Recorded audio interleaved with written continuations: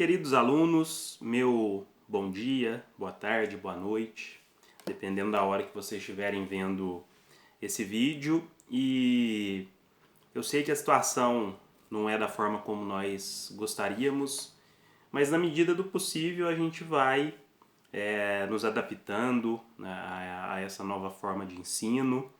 É uma situação que pegou o mundo todo, né, de surpresa, então a gente tá aí vendo o que o mundo está passando, os outros países, a gente aqui no Brasil.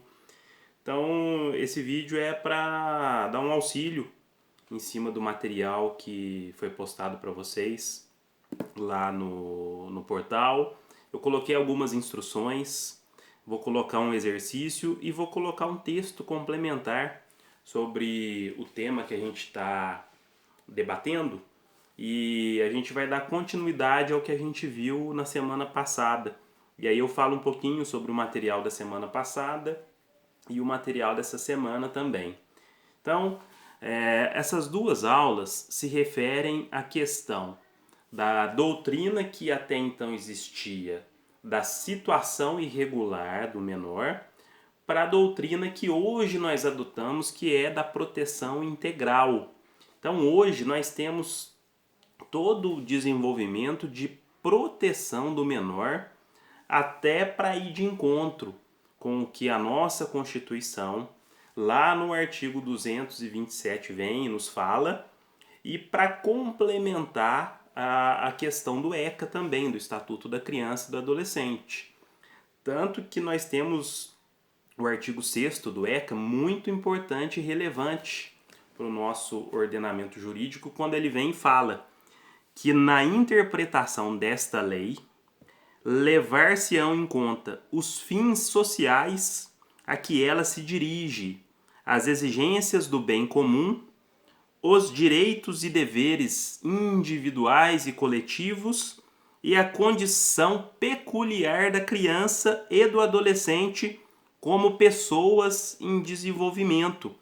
Então, o próprio legislador, ele reconhece a vulnerabilidade do menor, e aí a gente afasta aquela doutrina da situação irregular que até então existia, para a doutrina que hoje nós adotamos, os ensinamentos que hoje nós adotamos, que são os ensinamentos da proteção integral do menor.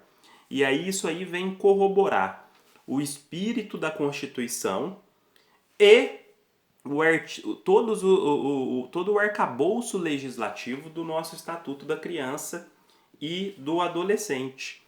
Então a gente faz um paralelo entre a situação que a gente tinha, que era a doutrina da situação irregular do menor, e aí você retirava esse menor em situação irregular do convívio social, e hoje nós temos a doutrina da proteção integral.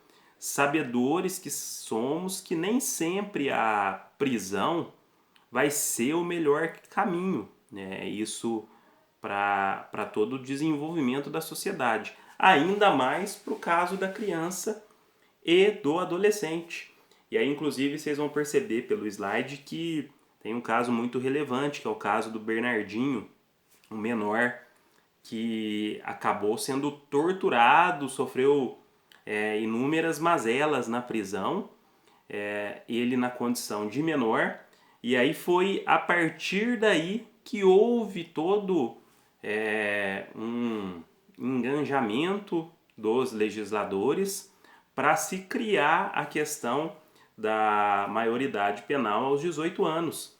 E aí a gente sabe que o menor, ele está ainda em desenvolvimento, e aí a gente já comentou isso em sala de aula, que muitas vezes a gente tem sim menores que acabam cometendo uma série de infrações, uma série de delitos, porém, isso aí, até pelo sistema jurídico que nós temos hoje, seria responsabilidade dos pais, dos responsáveis e também da sociedade, porque a gente sabe que dentro de todo o nosso ordenamento jurídico, nós temos uma falta de desenvolvimento na educação, e no próprio lazer, que fomentaria, muitas vezes, o engajamento do menor, afastando o menor de uma condição na qual ele estaria propício ao cometimento de um delito.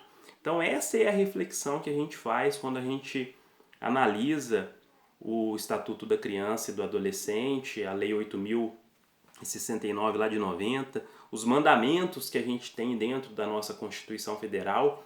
E aí a gente tem que se atentar também para a questão do princípio da dignidade da pessoa humana, que no caso da criança e do adolescente tem que ser ainda mais relevante, ainda mais a consideração sobre esse princípio, ela tem que ser levada a um ponto extremo, justamente no sentido da doutrina que hoje nós adotamos, que é a doutrina da proteção integral do menor. Então, é um material bem interessante, deem uma olhadinha nos primeiros artigos do Estatuto da Criança e do Adolescente, até o artigo 6º. Então são 6 artiguinhos lá para vocês lerem, para vocês verem como é que esse início do Código do Estatuto da Criança e do Adolescente, ele já vem reforçar a ideia que a gente tem lá na Constituição, no artigo 227, 228, tendo a família como base da sociedade e essa proteção integral ao menor e ao adolescente. Eu coloquei um texto complementar para vocês darem uma olhadinha também. Deem uma olhadinha nos slides. Os slides dessa semana complementam os slides da semana passada e aí a gente faz esse paralelo entre a doutrina que nós tínhamos, que era muito embasada no Código de Menores, e aí ele falava da necessidade de se retirar os menores que cometiam infração do convívio social, quando na verdade hoje, em especial o artigo 6º, no qual a gente fez a leitura aqui, nos dá a ideia da defesa sempre do melhor interesse do menor. Então a gente faz esse comparativo e esse paralelo.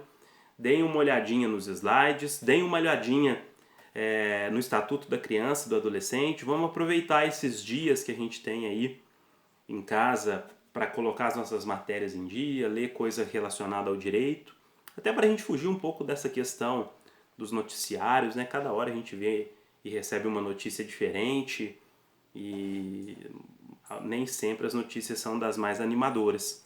Mas vamos seguir aí o nosso caminho com fé, com esperança, que essa crise logo passará e eu espero que a gente possa, o quanto antes, nos encontrarmos pessoalmente aí. Bons estudos para vocês, espero que o vídeo dê um norte e o que vocês precisarem eu estou à disposição, por e-mail, pelo celular.